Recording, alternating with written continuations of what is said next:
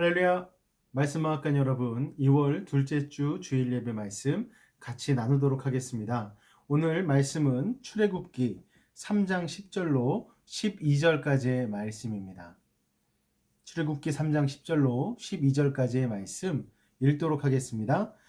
이제 내가 너를 바로에게 보내어 너에게 내 백성 이스라엘 자손을 애굽에서 인도하여 내게 하리라. 모세가 하나님께 아뢰되 내가 누구이기에 바로에게 가며 이스라엘 자손을 애굽에서 인도하여 내리이까. 하나님이 이르시되 내가 반드시 너와 함께 있으리라. 내가 그 백성을 애굽에서 인도하여 낸 후에 너희가 이 산에서 하나님을 섬기리니 이것이 내가 너를 보낸 증거니라. 아멘. 할렐루야. 오늘은 2월 둘째 주 말씀입니다. 하나님의 인간 창조의 목적이 있습니다. 이사야서 43장 21절 말씀에 보니 하나님의 영광을 위하여 찬송하게 하기 위함입니다 라고 말씀하고 있습니다. 즉 하나님을 예배하게 하기 위함으로 우리를 지으시고 우리를 창조하셨죠. 이 백성은 내가 나를 위하여 지었나니 나를 찬송하게 하려 함이니라. 할렐루야. 인간 창조의 목적을 이보다 더 명확하게 말할 수는 없을 것 같습니다. 이 문장을 줄여서 한마디로 간결하게 표현한다면 바로 예배라고 할 수 있지요. 우리는 스스로 존재하는 존재가 아니지요. 하나님에 의해서 지음받고 존재하는 피조물입니다. 그러므로 인간은요, 하나님을 최고의 가치를 지니신 분으로 인정하고 그 가치를 경배하고 섬겨야만 합니다. 그리고 바로 그것이 예배인 것이죠. 오늘 본문 말씀에 보니 하나님께서 이스라엘 백성을 애굽에서 탈출시키기 위한 그 이유를 말씀하고 계십니다. 12절 말씀입니다. 내가 그 백성을 애굽에서 인도하여 낸 후에 너희가 이 산에서 하나님을 섬기리니 이것이 내가 너를 보낸 증거니라. 아멘. 하나님은 이스라엘 백성이 단순히 애굽에서 종살이하며 고통 가운데 부르짖어 불쌍히 여기셔서 구원하기로 하신 것이 아닙니다. 물론 그 이유도 있지만 하나님께서는요, 이스라엘 백성이 하나님께서 창조하신 지으신 그 본래의 목적과 가치를 회복하기를 원하셨던 것입니다. 그것은 바로 하나님을 섬기며 예배하는 제사장 나라로의 회복이었던 것입니다. 아브라함을 택하셨죠. 세상으로부터 구별하였습니다. 그리고 그의 자손을 통하여 하나님을 예배하는 백성으로 삼기 원하셨습니다. 아브라함과 이삭과 야곱 또한 하나님의 말씀을 따라 삶의 자리에서 늘 하나님을 예배함으로 하나님이 원하시는 예배자의 삶을 살았던 사람들이죠. 아브라함은 어떻습니까, 여러분? 자신의 목자들이 조카 롯의 목자들과 다툼이 있을 때에 그 다툼을 피하게 하기 위해서 서로 나눠지자라고 이 얘기를 했습니다. 그때 조카 롯은 자신의 눈을 들어서 물이 가득한 곳 요단 지역 소알 땅을 선택해서 떠나갔습니다. 그러나 아브라함은 달랐지요. 창세기 13장 14절로 18절 말씀을 한번 보도록 하겠습니다. 롯이 아브라함을 떠난 후에 여호와께서 아브라함에게 이르시되 너는 눈을 들어 너 있는 곳에서 북쪽과 남쪽과 그리고 동쪽과 서쪽을 바라보라. 보이는 땅을 내가 너와 내 자손에게 주리니 영원히 이르리라. 내가 내 자손의 땅에 티끌 같게 하리니 사람이 땅의 티끌을 능히 셀 수 있을진데 내 자손도 세리라. 너는 일어나 그 땅을 종과 횡으로 두루 다녀보라. 내가 그것을 내게 주리라. 이에 아브라함이 장막을 옮겨 헤브론에 있는 마므레 상수리 수풀에 이르러 거주하며 거기서 여호와를 위하여 제단을 쌓았더라. 아멘. 여호와 하나님의 말씀에 의지해 동서남북을 바라보며 땅을 택하였습니다.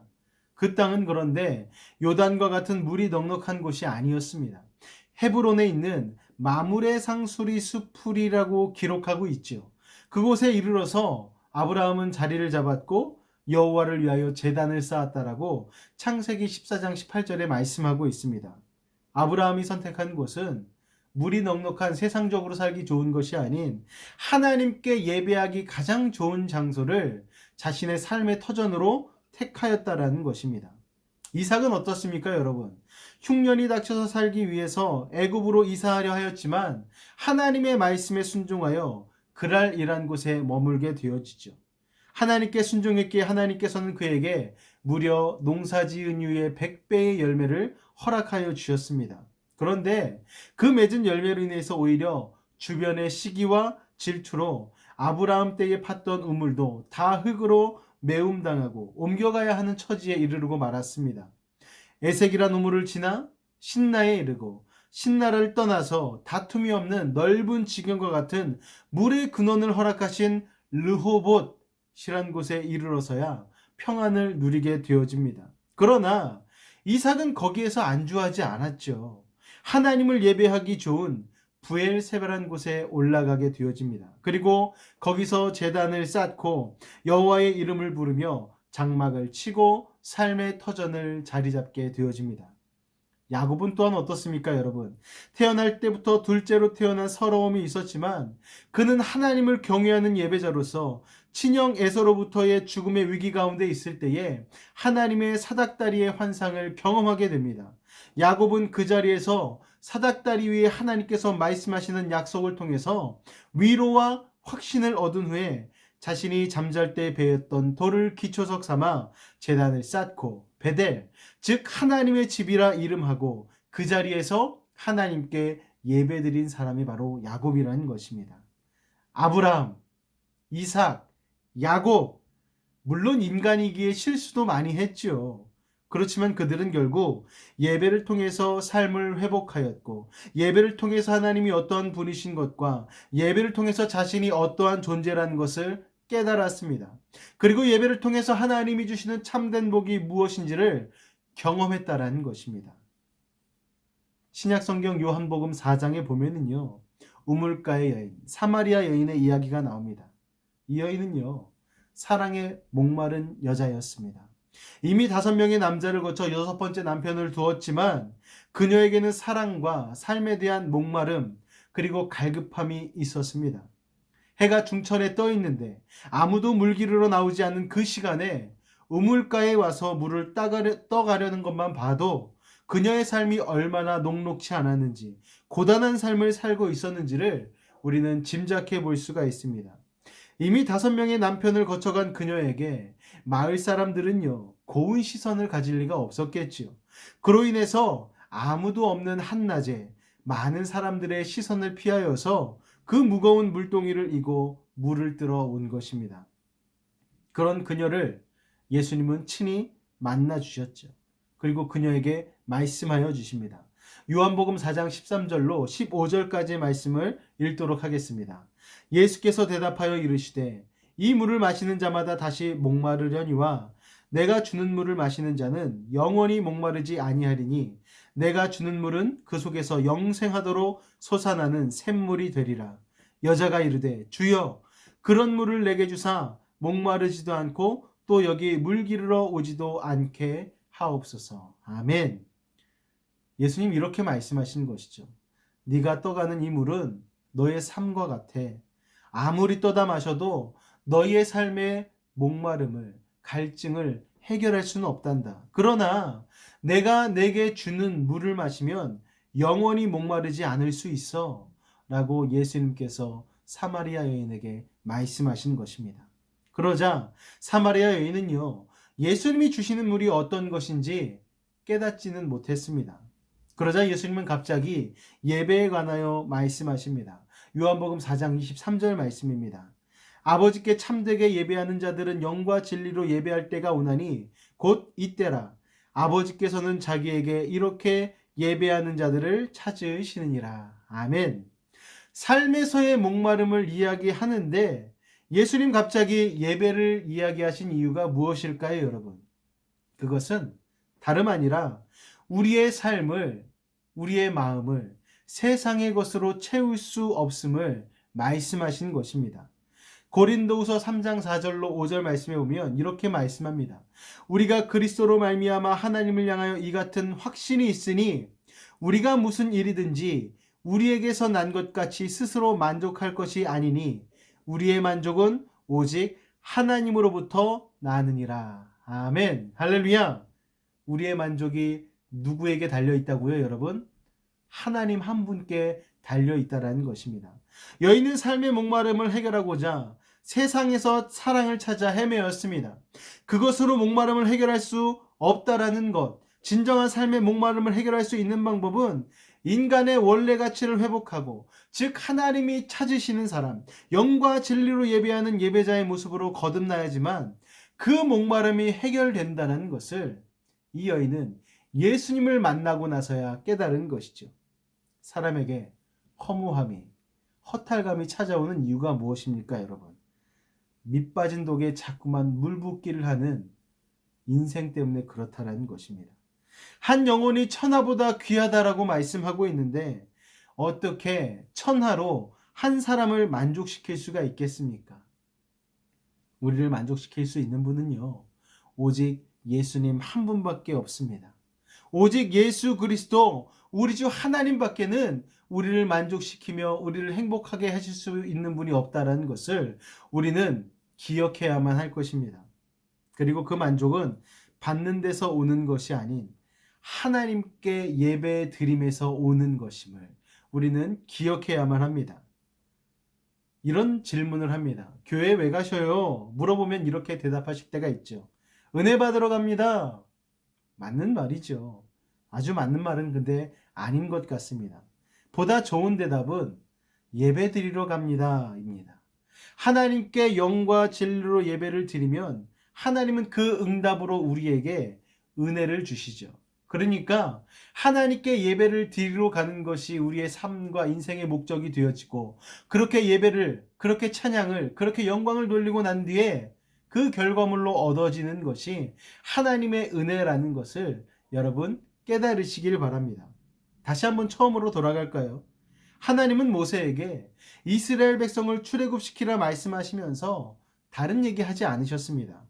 내가 그 배경을 애굽에서 인도하여 낸 후에, 백성을 애굽에서 인도하여 낸 후에 너희가 이 산에서 하나님을 섬기리니 이것이 내가 너를 보낸 증거니라라고 말씀하고 계십니다. 무엇이 증거라고요? 하나님을 이 산에서 섬기는 것, 하나님을 예배하는 것. 할렐루야. 이스라엘 백성으로서, 피조물로서 하나님을 찬양하고 예배하는 인간 본래의 가치를 회복하라고 하나님 말씀하신 것입니다. 요셉이 총리이던 시절 고센 땅에서 떵떵거리며 잘 살다가 애굽에 물들어 하나님을 잊어버린 그 이스라엘 백성들에게 다시 너네들의 본래 가치를 회복하게 하시려고 모세를 택하신 것이죠. 하나님께서 그렇게 중요하게 여기시는 예배의 가치가 참으로 많이 무너져 가고 있는 요즘, 하나님을 예배하는 것이 진정한 복임을 깨달으실 수 있는 믿음의 성도가 되시기를 예수님의 부탁을 드리겠습니다. 그리고 그렇게 예배를 회복할 때 세상과 비교할 수 없는 참된 만족과 행복이 임한다는 것을 여러분 기억하시고 기대하시기를 바랍니다. 여러분이 하나님이 찾으시는 예배자가 되었으면 좋겠습니다. 자리가 중요한 것이 아닙니다. 사마리아 여인에게 주님 말씀하셨죠. 이 산도 아니고 예루살렘도 아니고 너희가 아버지께 예배할 때가 이를 것이다. 아버지께 참되게 예배하는 자들은 영과 진리로 예배할 때가 온단다. 하나님 아버지께서는 자기에게 이렇게 예배하는 자들을 찾으신다. 여러분, 코로나로 인해서 예배드릴 자리가 없어진 것 같으십니까, 여러분? 아닙니다, 여러분. 오히려 이 산도 예루살렘도 아닌 영과 진리로 예배할 수 있는 믿음의 기회임을 깨달으시고 믿으시고, 이 영적 위기의 시대 가운데에 하나님이 찾으시는 예배자로 거듭나시기를 예수님 부탁을 드리겠습니다. 코로나로 인하여서 예배당 가서 예배를 드리고 함께 모여서 예배하지 못하는 그런 안타까운 현실이 우리 가운데 닥쳐 있지만, 그러나 우리가 각자 흩어진 삶의 자리에서 더욱 하나님을 뜨겁게 예배할 수 있는 기회가 이번 코로나19로 인하여서 허락되었음을 여러분 기억하시기를 바랍니다. 삶이 녹록지 않지만 그때마다 하나님이 우리에게 부여하여 주신 목적과 우리에게 책임이 있다는 것을 여러분 기억하시고, 하나님을 예배함으로 하나님이 본래 우리를 지으신 그 뜻과 그 목적에 맞게 살아갈 수 있는 우리 귀한 말씀방앗간 우리 성도 여러분이 되시기를 예수님의 이름으로 축원을 드립니다. 할렐루야. 기도하겠습니다. 사랑의 주님, 영적 위기의 시대 가운데에 함께 모여 예배드리는 것조차 어려운 이 시대 가운데에 하나님 우리에게 예배의 가치를 회복할 수 있는 기회를 허락하시니 감사를 드립니다. 함께 모여 예배드리진 못하지만 그러나 영과 진리로 예배할 수 있는 시간이 우리에게 주어졌기에 우리는 주님 앞에 불평 원망하지 아니하고 감사 찬양 올리며 삶의 자리에서 있는 그 자리에서 예배하기를 원합니다. 아버지 하나님, 우리의 예배를 받아주시옵고 이번 한 주간도 삶의 자리에서 영과 진리로 주님을 예배하는 믿음의 예배자들, 하나님이 찾으시는 사람이 되어질 수 있도록 아버지 하나님 인도하여 주옵소서. 주께서 함께 하심을 믿사오며 예수님의 이름으로 기도하옵나이다. 아멘. 할렐루야. 이번 한 주간도 주님 안에서 말씀을 부여잡고 승리하실 수 있는 우리 말씀방앗간 성도 여러분이 되시기를 예수님의 이름으로 축원을 드립니다. 다음 주에 우리 말씀으로 다시 한번 만나도록 하겠습니다. 할렐루야.